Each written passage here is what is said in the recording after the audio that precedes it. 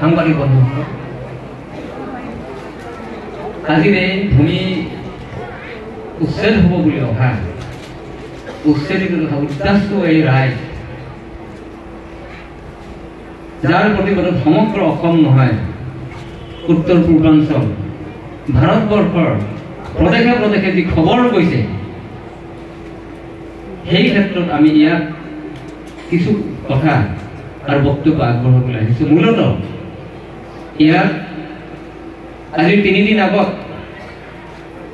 আমাৰ এই সমষ্টিৰ বিধায়ক মহোদয় হেমাংগ ঠাকুৰীয়া দেৱে আমাৰ সম্পৰ্কত 2-এটি কথা কৈছে। তেখেত এজন সন্মানীয় বিধায়ক, যেতিয়া আমাৰ সম্পৰ্কত কিছু অভিযোগ দিছে, যেতিয়া এই কথাখিনি এক ৰাজহুৱা দায়িত্বত থাকি যিহেতু কোৱা হৈছে, আমিও ইয়াত 2100 পৰিয়াল, 2100 পৰিয়াল নহয়, আচলতে 2100 পৰিয়াল এইখিনি মানুহে হয়। আমি লাডুগুৰি, নতুন চিমিনাৰ কিছু অংশ আৰু ৰঙামাটিতে ধৰিলে প্ৰায় 5000 পৰিয়ালৰ হয় আমি প্ৰতিনিধিত্ব কৰা বৰদোৱাৰ ভূমি বণ্টন দাবী সমিতিৰ এজন দায়িত্বশীল ব্যক্তি হিচাপে তেখেতৰ বক্তব্যৰ উত্তৰ দিব গৈছিল। এই উত্তৰখিনি দিয়াটো উচিত। প্ৰথম, মাননীয় হেমাংগ ঠাকুৰীয়াই যিখিনি কৈছে যে মই বেয়াকে কৈছোঁ, তেখেত এজন শিক্ষিত ব্যক্তি, আমিও ৰুচিবান লোক বুলি ভাবোঁ।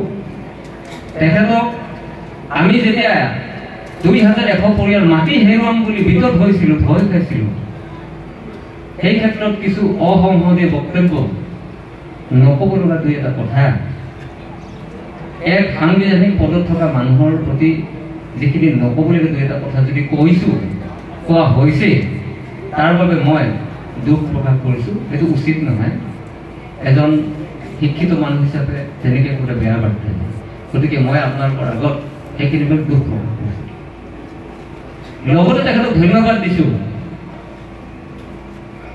যে যেতিয়া 26 তাৰিখে এইখন চাওক, ৰাইজে চাব, এই সাংবাদিকসকলক কৈছোঁ, দিল্লীৰ অধ্যক্ষতাত, মুখ্যমন্ত্ৰীৰ অধ্যক্ষতাত এখন সভা হৈছিল। তাত ভাৰতবৰ্ষৰ বহুত বৰ পুঁজিপতি আছিল।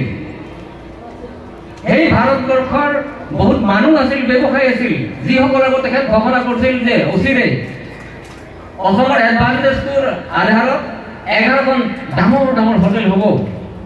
হোটেল কোনে বনায়? 11খন হোটেল হ'ব আৰু 3খন টাউনশ্বিপ হ'ব। এখন আপোনাৰ জাগিৰোড ইণ্টিগ্ৰেটেড টাউনশ্বিপ প্ৰকল্প আৰু এখন বাগান টাউনশ্বিপ প্ৰকল্প বুলি কোৱা হৈছিল। তাত নাম দিয়া হৈছিল বাগান স্যাটেলাইট টাউনশ্বিপ। এই খবৰটো পাওঁতেই এই মানুহবিলাকে যিটো বিতত হৈছিল, ভয় খাইছিল, 2-3 দিন শুব পৰা নাছিল,